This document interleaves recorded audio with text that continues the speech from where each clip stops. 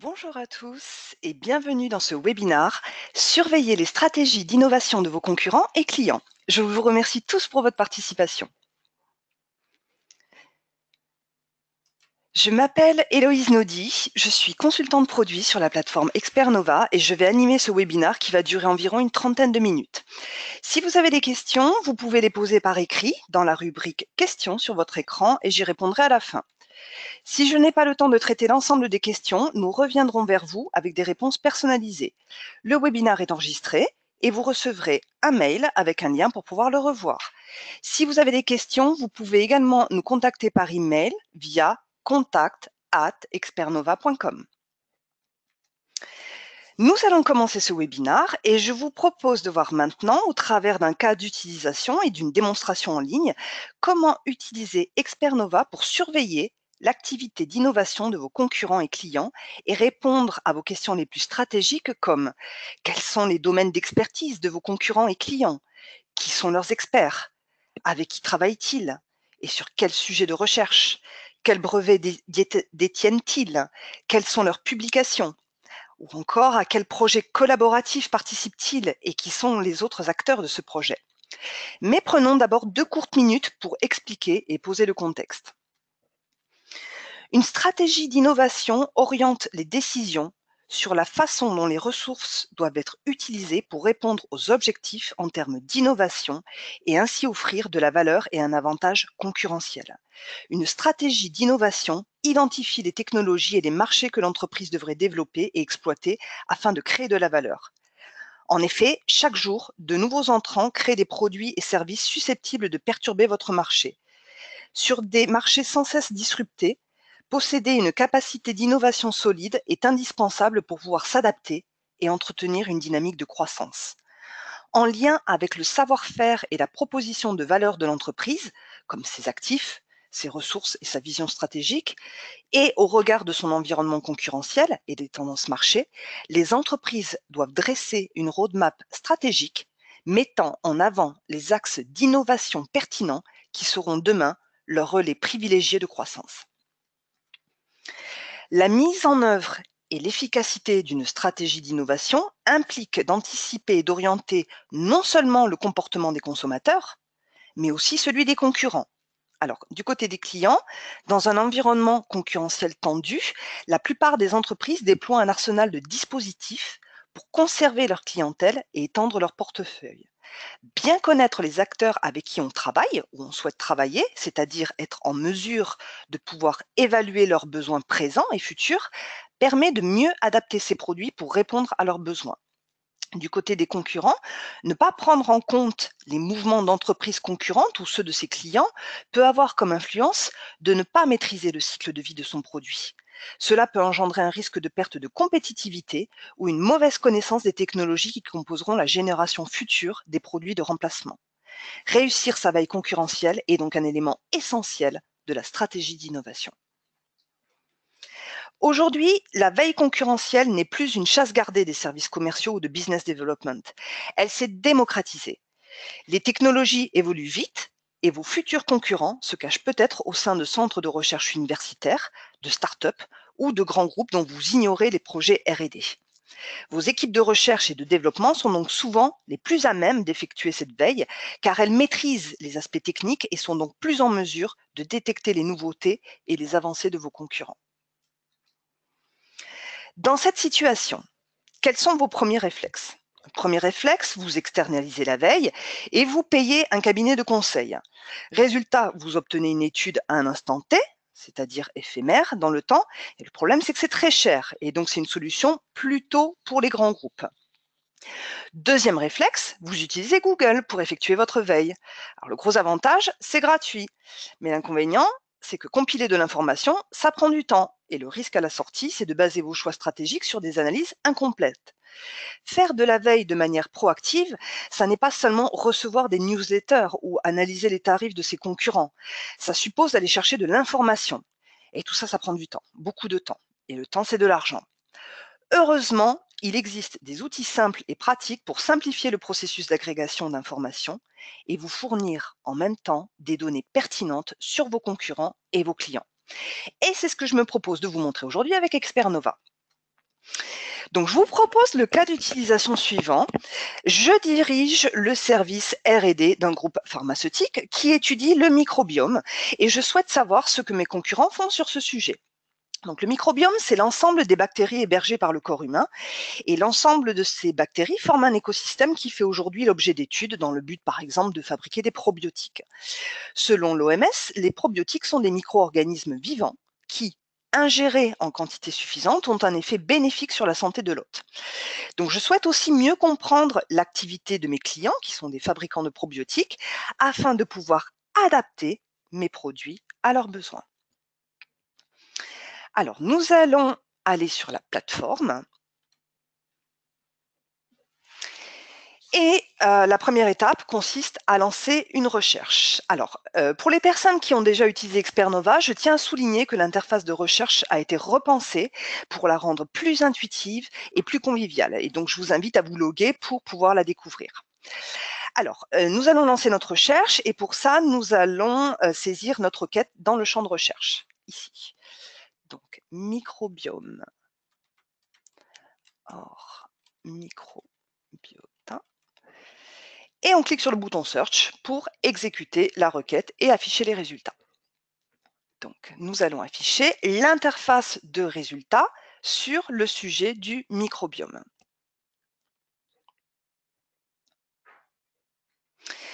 Donc, nous allons examiner tout d'abord rapidement cette interface de résultats pour cette requête donc sur le sujet du microbiome. Alors, en haut de l'écran, vous avez un en-tête qui vous affiche votre requête ici. Et en dessous, vous avez 6 pictogrammes qui vous indiquent le type et le nombre de résultats. C'est-à-dire que sur notre requête, là, l'expert Nova a identifié plus de 69 000 personnes qui travaillent sur le sujet du microbiome, plus de 1620 organisations. En jaune, nous avons identifié 20 000 publications sur le microbiome. En orange, nous avons les familles de brevets sur le microbiome, 535 familles de brevets. En rouge, les projets. Et enfin, en vert, les essais cliniques. Sous cette en-tête, vous avez accès à des listes et à des graphiques. Alors, depuis les différentes listes, vous pouvez accéder à la liste des personnes, des experts, c'est-à-dire les personnes physiques qui s'intéressent au microbiome ici.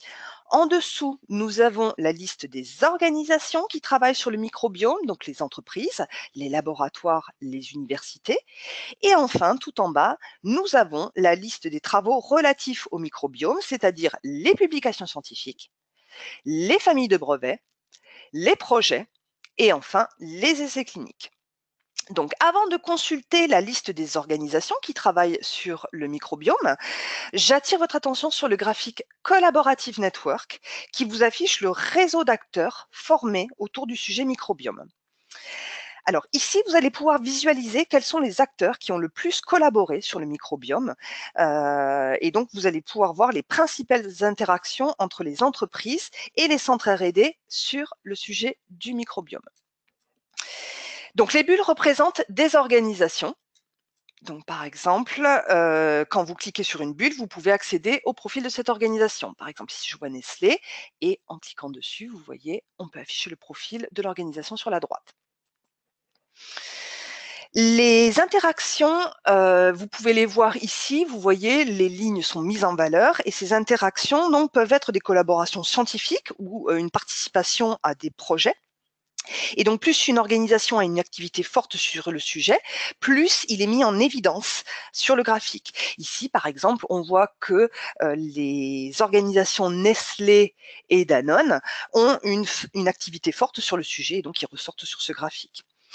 Donc, ce graphique nous offre une vue d'ensemble du réseau de collaboration des principaux acteurs qui travaillent sur le microbiome et ça vous permet de détecter rapidement qui travaille avec qui sur votre sujet et sur quelles applications. Et vous pouvez également voir quels sont les gens les plus connectés en termes de réseau. Donc, je vous propose de revenir à la liste des organisations. Et donc, comme je vous l'ai dit, donc pour des raisons pratiques, les organisations ont été classées selon leur type. Alors, plutôt industriel, ici vous avez la liste des entreprises, plutôt académique, ici donc on va retrouver tout ce qui est université, hôpitaux, et enfin les laboratoires au milieu. Donc, on va commencer par identifier la liste des organisations qui travaillent sur le microbiome et qui peuvent donc potentiellement être des concurrents. Et pour ça, on va afficher la liste des entreprises qui travaillent sur le microbiome, donc ici. Et donc, pour faire ça, eh ben, on va cliquer sur More. Donc, vous noterez qu'en moins d'une minute, Expernova a déjà identifié pour vous les principales organisations qui travaillent sur le microbiome. Alors, voici la liste des entreprises qui travaillent sur le microbiome. Vous avez en haut de la liste des options de tri qui vous permettent de classer les organisations. Donc, par défaut, ils sont classés par pertinence, mais vous pouvez également les classer par ordre alphabétique ou par nombre de projets donc sur notre sujet. Et vous avez également des filtres. Vous pouvez utiliser les filtres pour, alors, premier filtre, filtre géographique, pour cibler une zone géographique, par exemple. Donc, vous pouvez les cibler au niveau du continent, mais également au niveau du pays. Vous avez des filtres par type d'organisation. Donc là, il y a déjà un filtre qui ne nous affiche que les entreprises, mais vous pouvez également faire la différence. Vous pouvez cibler des startups, par exemple, ou des plus grands groupes, selon vos besoins. Et donc ensuite, en dessous, nous avons notre liste d'organisations. Donc sans surprise, on retrouve en haut de la liste des grands groupes comme Nestlé et Danone ou encore Novartis, L'Oréal, etc. Et en bas de liste, on pourra détecter d'éventuels nouveaux entrants. Pour avoir plus d'informations sur une entreprise, vous pouvez ouvrir son profil en cliquant sur son nom. Donc on va prendre l'exemple de Nestlé. On va cliquer sur son nom, ce qui nous affiche son profil sur la droite. Alors, qu'est-ce que nous avons dans le profil? Nous avons différentes informations et pour commencer, nous avons accès à son expertise. Cette expertise est calculée automatiquement sur l'ensemble des travaux de l'organisation et donc ça vous permet de valider l'entreprise de l'organisation pour voir si elle est en rapport avec votre requête. Vous avez également sur la droite ici un accès direct à la communauté d'experts de l'entreprise. Vous avez un accès direct à ces travaux. Ici, on voit par exemple que Nestlé a publié plus de 4000 travaux a publié plus de 4000 plus de 4000 publications, a inventé plus de 7000 brevets, a participé à 84 projets et à 421 essais cliniques. Et ici, vous avez accès à son réseau de collaboration. Donc tous ces travaux, c'est l'ensemble des travaux de l'organisation et nous, on va se pencher sur cette partie, le why, qui va nous expliquer quelle est l'expertise de Nestlé sur notre sujet de recherche, sur le microbiome. Alors, on a divers éléments. Donc déjà, premier élément en termes d'expérience. Donc on nous dit que Nestlé travaille depuis plus de 14 ans sur ce sujet de recherche et qu'il a récemment publié des travaux sur ce sujet. Nous avons également des éléments sur son réseau de collaboration, ici. Donc là, vous allez pouvoir voir facilement avec qui une organisation collabore et vous allez pouvoir accéder aux détails de la collaboration. Alors, je vais vous le montrer après. Donc, c'est ici, on voit qu'il y a 49 collaboration de Nestlé avec d'autres organisations sur notre sujet du microbiome.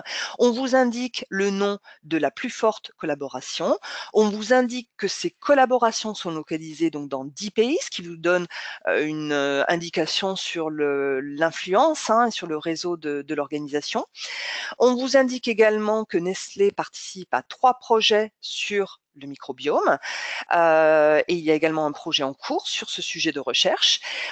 Expernova a identifié pour vous les divisions et les laboratoires de Nestlé qui travaillent sur le microbiome, parce que Nestlé c'est un grand groupe, donc ici on peut aller plus dans le détail, tout ça c'est cliquable, vous pouvez y accéder. Et enfin, on vous indique que Nestlé participe actuellement à un essai clinique en cours sur le sujet du microbiome. Alors, je vous propose de voir le réseau de collaboration pour voir avec qui Nestlé collabore sur mon sujet du microbiome.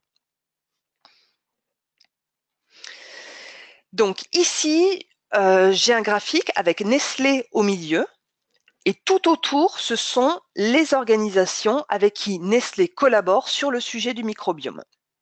Vous avez la même information dessous, sous forme de liste, hein, c'est la même information, mais sous forme différente. Et l'avantage de la liste, donc, c'est que vous pouvez y appliquer des tris. Ici, vous pouvez la trier par ordre alphabétique, par nombre de travaux. Et ici, vous avez des filtres qui vous permettent de cibler une zone géographique. Par exemple, vous voulez voir que les collaborateurs européens avec qui Nestlé collabore. Et vous pouvez également ici filtrer par type d'organisation. Par exemple, vous voulez voir uniquement les entreprises avec qui Nestlé collabore pour vérifier, par exemple, si Nestlé est quelqu'un avec qui vous voulez travailler, pour voir qu'il ne collabore pas déjà avec vos concurrents. Au milieu, vous avez 3 graphiques qui vous donnent des indications sur la nature du réseau. Donc là, on voit par exemple que c'est en majorité des collaborations académiques avec des universités. Vous avez également une répartition géographique du réseau. Donc là, 47 ce sont des collaborations françaises et dans une moindre mesure à 16 des collaborations avec des organisations américaines. Et enfin, dernier graphique ici qui vous montre les domaines scientifiques d'où émanent en majorité les copublications issues des collaborations. Alors, si on veut se pencher un peu plus en détail sur la collaboration, donc on voit par exemple que Nestlé a le plus collaboré avec l'Imperial College London. Maintenant que je sais qu'ils ont collaboré ensemble, je souhaiterais savoir quel est le résultat de cette collaboration. Et pour ça, je vais cliquer sur Open Connection. Là, on a une notice qui va nous donner des informations sur la collaboration entre Nestlé et l'Imperial College London. Donc, on peut voir tout d'abord leur expertise commune et on peut accéder à leurs co-travaux, ce qu'ils ont travaillé ensemble. Et vous avez toujours ce why qui vous explique pourquoi la collaboration de ces deux organisations est pertinente sur notre sujet de recherche. Donc là, on peut voir que en termes d'expérience, ça fait 14 ans que ces deux organisations collaborent ensemble, qu'elles ont récemment publié des travaux sur ce sujet de recherche. En termes de réseau, on peut voir qu'elles ont co-participé à un projet commun sur le sujet du microbiome et qu'il y a actuellement une participation en cours à des projets sur la même thématique. Et enfin, ici, dans la dernière partie, People and Works, vous pouvez accéder aux travaux de Nestlé, aux co-travaux donc de Nestlé et l'Imperial College London, en l'occurrence, une participation commune à un essai clinique et 5 copublications. Donc tout ça, c'est cliquable et vous pouvez accéder aux travaux. Alors, je vous propose de revenir sur le profil de Nestlé pour voir la dernière partie donc du why qui concerne les personnes et les travaux. Ici, Expernova a identifié pour vous les 195 chercheurs de Nestlé qui travaillent sur le microbiome. Et également ici, Expernova a identifié les travaux de Nestlé relatifs au microbiome. Donc en l'occurrence ici, nous pouvons voir 86 publications scientifiques, 22 familles de brevets et 18 essais cliniques et également des pages web du site qui sont relatives au microbiome. Donc tout ça, c'est cliquable et vous pouvez accéder rapidement aux travaux de Nestlé sur le microbiome. Donc voilà pour cette partie. Alors, Expernova vous permet d'accéder aussi aux travaux scientifiques sur le microbiome et à leurs auteurs, donc ce qui peut vous permettre d'identifier des concurrents potentiels. Donc, si vous vous demandez si votre concurrent a publié des documents sur un sujet spécifique, est-ce qu'il a déposé un brevet, est-ce qu'il participe à un projet, donc l'accès aux travaux, on a vu qu'il pouvait se faire directement via les profils d'organisation, comme on vient de le faire avec Nestlé, mais vous pouvez également passer par les listes de travaux directement, alors soit les listes de publications scientifiques en jaune là, soit les listes de familles de brevets ici, soit la liste des projets ou la liste des essais cliniques. Donc ici par défaut, vous avez les 3 travaux les plus pertinents. Vous pouvez accéder à la liste complète en cliquant sur More, de la même façon qu'on a fait pour les entreprises. Et je vous propose d'accéder aux détails d'une publication. Donc pour ça, on affiche la liste des publications relatives au microbiome et pour accéder, donc au-dessus de toutes les listes, hein, vous avez toujours des options de tri et des filtres. Et pour accéder à une publication, tout simplement, vous cliquez sur son titre et ça vous fait apparaître la publication sur la droite. Donc ici, nous avons le titre de la publication, sa date de publication, son résumé ici avec nos mots-clés, nos sujets de recherche qui sont mis en valeur. Vous avez la liste des domaines scientifiques auxquels appartiennent cette publication, des listes de travaux relatifs à cette publication. Et sur la droite, on vous met différentes informations, comme un lien pour retrouver la publication sur Google Scholar et un lien pour accéder au plein texte. Vous avez également la source de publication ici. Là, on voit que c'est un article qui vient de PubMed. Vous avez la liste des co-auteurs du document et leurs affiliations. Donc, tout ça, c'est cliquable. Hein, et quand vous cliquez sur le nom d'un auteur ou d'une affiliation, vous pouvez afficher son profil sur la droite. Donc, voilà un exemple de publication. Je vous propose également de voir un exemple de brevet rapidement. Donc, pour cela, vous allez aller dans la liste des familles de brevets ici, et de la même façon que nous l'avons fait pour les publications, soit vous cliquez tout de suite sur un brevet, une famille de brevets qui vous intéresse, soit vous cliquez sur More pour accéder à l'ensemble des familles de brevets sur le microbiome. Et donc ici, voilà, toujours pareil, donc des options de tri et des filtres. Et là, donc la liste des familles de brevets. Alors si j'ouvre le premier ici, de la même façon qu'on a vu pour les publications, la famille de brevets va s'afficher sur la droite ici. Nous avons le titre du brevet, les dates de dépôt des différents brevets inclus dans cette famille de brevets.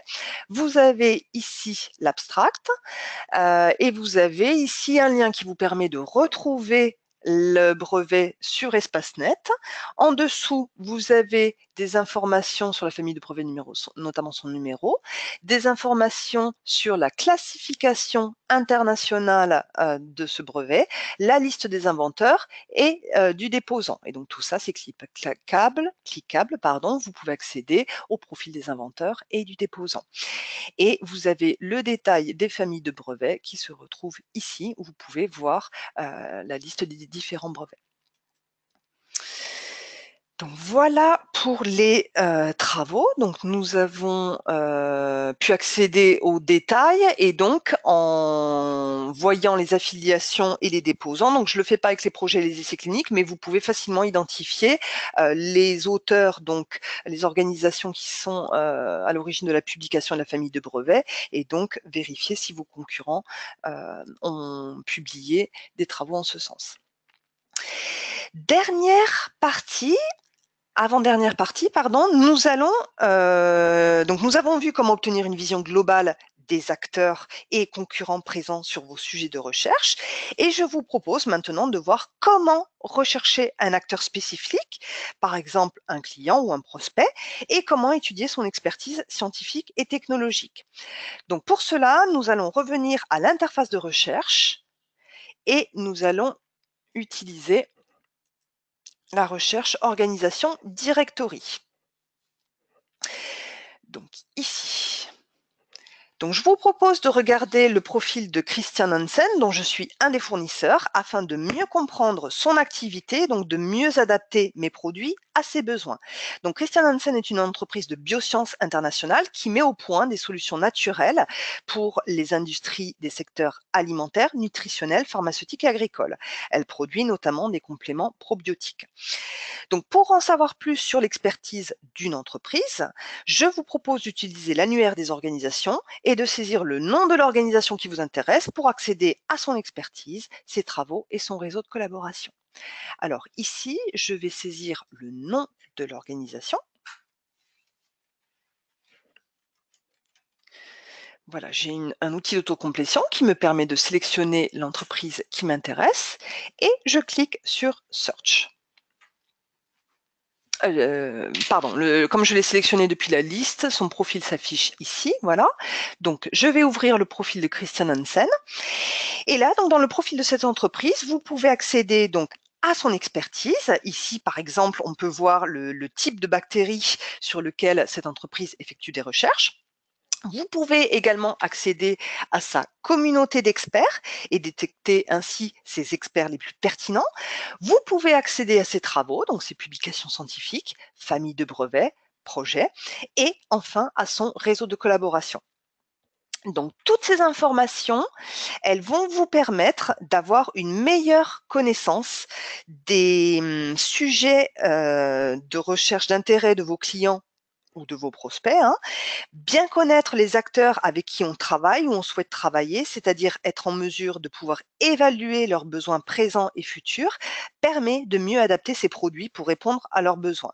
Une meilleure connaissance de l'expertise et des réseaux de vos clients et prospects vous permettra aussi d'améliorer votre démarchage en vous fournissant des éléments d'accroche qui vous permettront d'entrer en contact de façon opportune et motivée en retenant plus facilement l'attention de votre interlocuteur. Nous arrivons à la dernière étape, cette fois, donc la capitalisation. Maintenant que vous avez accédé à l'information, il est temps de capitaliser sur les connaissances acquises. Donc pour cela, la plateforme Expernova vous permet de bookmarker, de mettre en favori des profils d'organisation.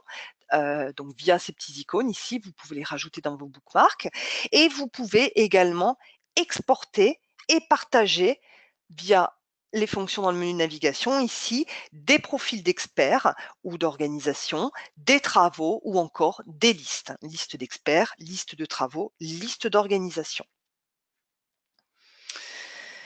Voilà, nous arrivons à la fin de ce webinar et donc je vous propose de récapituler tout ce que nous venons de voir durant ces 30 dernières minutes. Alors, grâce à Expernova, nous avons pu identifier la liste des organisations qui travaillent sur le microbiome. On a trouvé les grands groupes de l'agroalimentaire et de la pharmaceutique auxquels on s'attendait, mais également des entreprises de taille plus petite qui s'intéressent également au sujet du microbiome. Nous avons pu accéder au profil des entreprises concurrentes et nous avons pu suivre leurs thématiques de recherche via leur sujet d'expertise, leurs publications, leurs brevets et leur participation à des projets ou à des essais cliniques. Et donc c'est ce qu'on a fait, hein, depuis le profil de Leslie, on a pu accéder à ces sujets de recherche, à ses domaines d'expertise, ainsi qu'à la liste de ses experts et de ses travaux. Et surtout, on a pu accéder à son réseau de collaboration sur le sujet du microbiome. On a constaté que son réseau de collaboration était plutôt académique, avec des universités françaises, et on a pu voir également ses partenariats stratégiques, en l'occurrence avec Danone et Novartis, et également avec L'Oréal, avec qui ils ont participé à des projets communs et copubliés. Nous avons également accédé au profil des concurrents pour décider s'ils peuvent être des partenaires ou s'ils sont déjà des concurrents. Et enfin, nous avons accédé au profil des clients et prospects afin de mieux les connaître pour ainsi mieux adapter nos produits à leurs besoins. Et pour terminer, je vous ai montré comment capitaliser sur vos recherches grâce aux fonctions de bookmark, d'export et de partage. Voilà, ce webinaire est à présent terminé et je vous propose maintenant de passer aux questions. Donc si l'organisation est un gros groupe, comment savoir quel laboratoire travaille sur les sujets qui m'intéressent? Alors, ça, on l'a vu ensemble dans le why. Donc, je vous rappelle, le why qui était sur la fiche de Nestlé vous donne des informations qui vous expliquent pourquoi Nestlé est dans les résultats. Et donc, du coup, à l'intérieur, nous avons pu voir que Expernova avait identifié les divisions du groupe, les filiales, les laboratoires, hein, qui travaillaient expressément sur le microbiome. Donc, tout ça s'indiquait dans le why. Alors, il y a pas mal de questions. Il y en a une autre sur les critères de classement des organisations. Donc, quels sont les critères de classement des organisations? Alors, vous en avez. Alors, l'algorithme, hein, il va combiner beaucoup de variables, mais disons que pour faire simple, vous avez 4 principaux critères qui vont être donc le nombre d'occurrences du mot-clé, hein, qu'on recherche. Donc, par exemple, là, si je fais une recherche sur microbiome, s'il y a une publication où il y a 100 fois le mot microbiome dedans, on va le considérer comme plus pertinent qu'une publication où le mot ne va être indiqué que 5 fois, par exemple. La position du mot-clé est prise en compte, à savoir si elle est dans le titre ou dans un champ résumé, par exemple. Donc la pondération ne sera pas la même. Nous allons également prendre en compte le type de travaux. Par exemple, un poster scientifique va avoir moins de valeur une publication revue par un comité de lecture. Et enfin, dernier un critère important pris en compte pour le classement, c'est la date. Nous privilégions les travaux les plus récents. Je vais prendre une dernière question pour terminer. Alors, quels sont les travaux scientifiques que vous avez en base? Donc, nous collectons différents travaux qui incluent les publications scientifiques. Donc, les publications scientifiques, ça va être des thèses, des ouvrages, des articles revus par des comités de lecture, de la littérature grise, des posters scientifiques, etc., etc. Nous allons collecter également tout ce qui est brevet. Nous allons collecter également tout ce qui est projet. Alors, projet, nous allons collecter tout ce qui est projet européen, projet FP5, projet FP6, projet FP7, projet H2020. Et nous collectons également les projets américains, les Small Business Innovation Research et les Small Business Technology Transfer. Et nous collectons également les essais cliniques.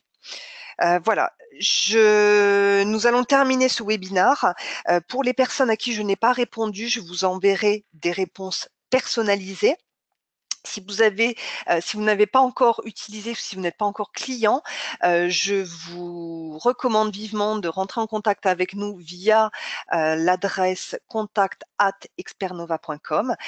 Je vous remercie pour votre participation et je vous souhaite à tous une excellente journée. Merci à tous.